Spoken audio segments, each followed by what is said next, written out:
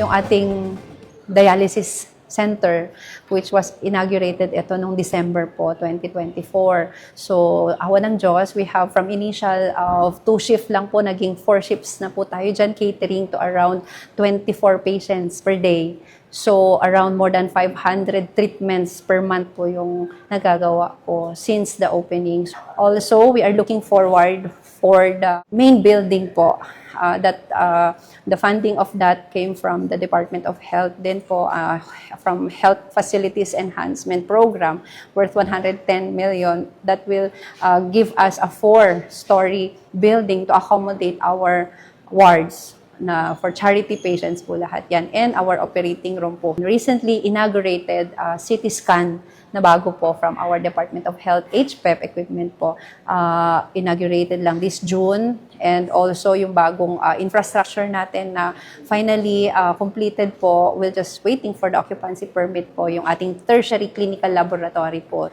This will already help us do other tests like yung ating blood culture, yung mga ganun po. Actually, since we are the provincial hospital and we are located at the center of Lawag City, which is the capital of Ilocos Norte, very much accessible to all our constituents po from the different municipalities of Ilocos Norte.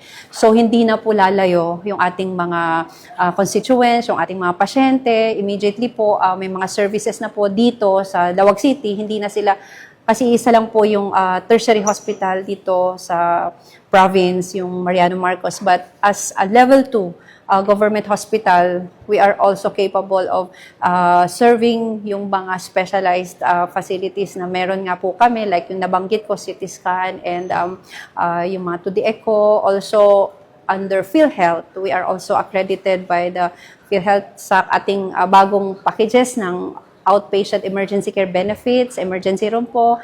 Tapos, recently, we just had the YAKAP program from PhilHealth. And of course, generally po, as a provincial hospital, patients who are admitted at the charity ward will go home po, no balance billing. We observe that po. So, yan po yung na-benefit sa ating mga kababayan around dito sa Ilocos Norte. Dito, most common dito sa mga kababayang malapit po dito sa area ng Lawag City po. Ang mga pasyente po, pagka-admit, wala nang isipin. Kumbaga, pag-uwi, yung kanilang pagpapagaling, nakatutok na lang po yung pamilya ng bawat pasyente na na-admit dito. So, maganda po na programa ng gobyerno ito, at sana po tuloy-tuloy yung tuloy-tuloy lang. Yung serbisyo namin dito sa Provincial Hospital, nakaakma po doon sa programa ng ating gobyerno na ang pasyente, pag na-admit, in terms of their health status, pag na-admit, uuwi po, walang burden po financially.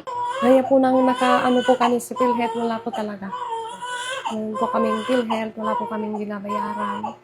Napakalaking tulong po para sa amin, lalo na po ang mga katulad namin na solo na namumuhay. Wala po kaming ibang inaasahan, kundi ang tulong po ng gobyerno.